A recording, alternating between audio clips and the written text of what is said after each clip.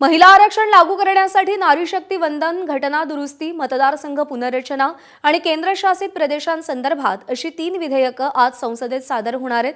त्यासाठी आजपासून संसदेच्या विशेष अधिवेशनाला सुरुवात होईल। 16 एप्रिल ते 18 एप्रिल दरम्यान हे विशेष अधिवेशन होणार आहे। महिला आरक्षणाला विरोधकांचा पाठिंबा आहे, पण सीमांकनाला विरोध करण्यात आलाय। 2029च्या लोकसभा निवडणुकीतच महिला आरक्षण कायदा लागू करण्याच्या उद्देशाने आणलेल्या या विधेयकाचं अधिकृत नाव नारी शक्ती वंदन अधिनियम असं आहे। लोकसभा आणि विधानसभेत महिलांना 33% आरक्षण लागू करण्यासाठी हे विशेष अधिवेशन बोलवण्यात आले। यावेळी केंद्र सरकारकडून 2011च्या जनगणनेच्या आधारे मतदारसंघ पुनर्रचना करण्याचा प्रस्ताव ठेवलाय। यामागे लोकसभेच्या जागा वाढवण्याचा सरकारचा मुख्य उद्देश आहे। यासाठी घटना दुरुस्ती केली जाणार आहे। लोकसभेच्या सध्या 543 जागा आहेत, ही संख्या 850 पर्यंत वाढणार आहे। महाराष्ट्रात लोकसभेच्या जागा 48 वरून 72 पर्यंत वाढण्याची शक्यता आहे। पंतप्रधान नरेंद्र मोदी 17 एप्रिलला या चर्चेला उत्तर देऊ शकतात। सरकार आज 3 विधेयकं सादर करणार आहे। केंद्रीय मंत्री अर्जुन राम मेघवाल सभागृहात सुधारणा विधेयक सादर करतील।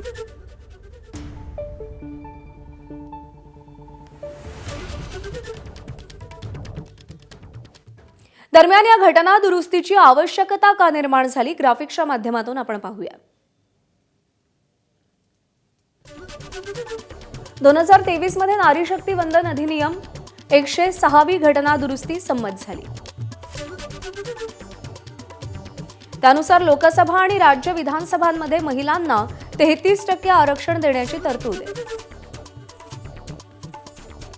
आरक्षण लागू होण्यासाठी नव्या जनगणनेनुसार परिसीमन करणं अनिवार्य होतं। म्हणजेच 2027ची जनगणना झाल्यानंतर परिसीमन मग आरक्षण असा मार्ग होता,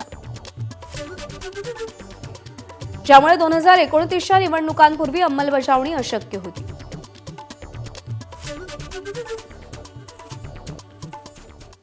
दरम्यान या सगळ्या संदर्भात विरोधी पक्षाची रणनीती काय आहे, त्यावर ग्राफिक्सच्या माध्यमातून एक नजर टाकूया। घटना दुरुस्ती विधेयक संमत करण्यासाठी मोदी सरकारला 2/3 बहुमत हवं। इंडिया आघाडीतील सगळ्या घटक पक्षांनी ठरवल्याप्रमाणे घटना दुरुस्ती विधेयकाविरोधात मतदान करायचंय। मोदी सरकारला आकड्यांची जुळवाजुळव करताना विरोधी पक्षातील खासदारांच्या मतांची आवश्यकता लागेल। विरोधी पक्षाच्या खासदारांची एकजूट कायम राहिली तर सरकारला घटना दुरुस्ती मंजूर करून घेता येणार नाही।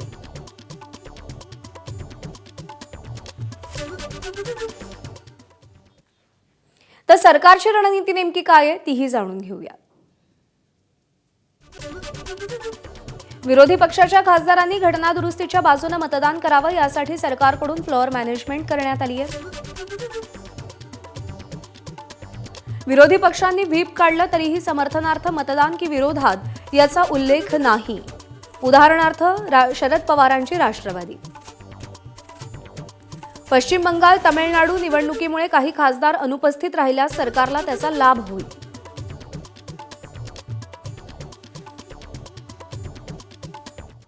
दरम्यान महिला आरक्षण विधेयक काय आहे, ग्राफिक्सच्या माध्यमातून पाहूया। नारी शक्ती वंदन अधिनियम असं या विधेयकाचं नाव आहे। महिलांना लोकसभा आणि विधानसभांमध्ये किमान 33% आरक्षणाचा मार्ग यामुळे मोकळा होईल।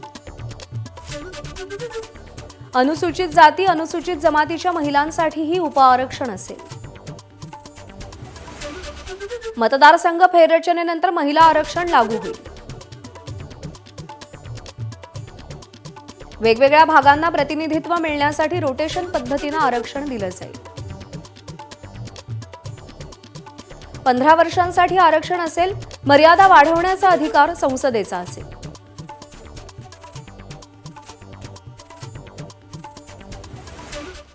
दरम्यान मतदारसंघ फेररचनेची सुद्धा जोरदार चर्चा आहे। मतदारसंघ फेररचनेमुळे नेमकं काय काय होईल त्यावरही ग्राफिक्सच्या माध्यमातून नजर टाकूया। लोकसभा खासदारांची संख्या 850 करण्याचा प्रस्ताव आहे। 815 खासदार प्रत्यक्ष निवडून येतील। 35 खासदार केंद्रशासित प्रदेशातून निवडले जातील।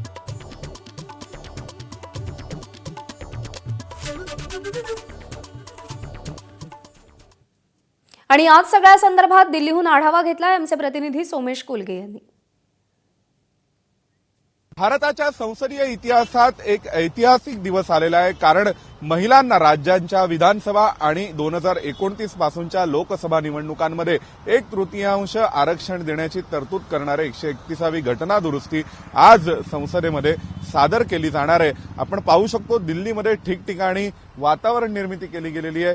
आता जर आपण पाहिलं तर सशक्त नारी सशक्त भारत, नारी शक्ती वंदन अशा स्वरूपाचं फुलांची सजावट ही दिल्लीतल्या चौकात करण्यात आलेली आहे। मतदारसंघांची पुनर्रचना आणि त्यासह महिलांसाठी आरक्षण अशा दुहेरी मुद्द्यांवर विरोधकांकडून समर्थन मिळवण्यामध्ये सरकार यशस्वी ठरणार का, याकडे संपूर्ण देशाचं लक्ष लागलेलं आहे। व्हिडिओ जर्नलिस्ट वेद पांडेसह सोमेश कोलगे, एबीपी माझा, नवी दिल्ली।